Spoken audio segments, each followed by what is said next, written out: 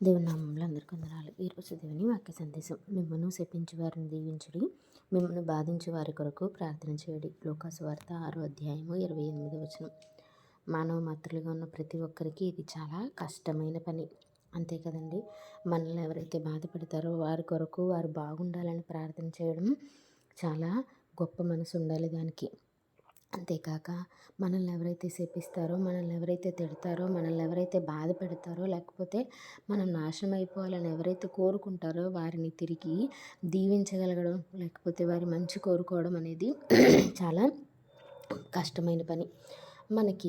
మనం అలా చెయ్యాలి అనుకున్నా మనస్ఫూర్తిగా చేయలేమేమో, కానీ దేవుడు మనందరి కొరకు మనం ఆయన్ని ఇంకా ఒప్పుకొనక మునిపే, రక్షకుడిగా ఒప్పుకొనక మునిపే అనేక మంది ఆయన్ని దూషిస్తున్నప్పటికీ మనందరి కొరకు ఆయన ప్రాణం పెట్టారు. దేవుడు మనల్ని ఈ పని చేయమని చెప్పారు. ఈ పని చేయాలి అంటే మనల్ని బాధించే వారి కొరకు ప్రార్థన చేయాలి, లేకపోతే మనల్ని శపించే వారిని దీవించాలి అని చేయగలగడం, మనం ఆ పని చేయగలగడం నిజంగా ఎంతో గొప్ప ధన్యత. ఆత్మీయంగా మనం చాలా ఉన్నతమైన స్థితికి చేరుకున్నట్టే.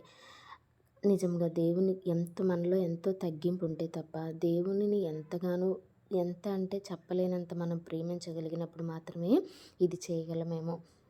మనల్ని మనం దీనులుగా తగ్గించుకొని, మనలో ఉన్నటువంటి అహాన్నంతటినీ సంపూర్ణంగా తీసివేసుకొని ప్రభువు చెప్పింది కేవలం చేయగలగడం అనేది గొప్ప ధన్యత. కాబట్టి అట్టి ధన్యతలోనికి రావాలి అంటే ప్రతిరోజు మనం విసుకక అలయక ఆయన మాటల్ని మనం పాటించాలి, ప్రార్థించాలి. అందరి కొరకు ప్రార్థించే మనస్సుని ఇవ్వమని ఆ దేవుణ్ణి ప్రార్థించగలగాలి. కాబట్టి అట్టి స్థితిలోనికి ప్రతి ఒక్కరూ రావాలి అని మనస్ఫూర్తిగా కోరుకుంటూ వందనాలు.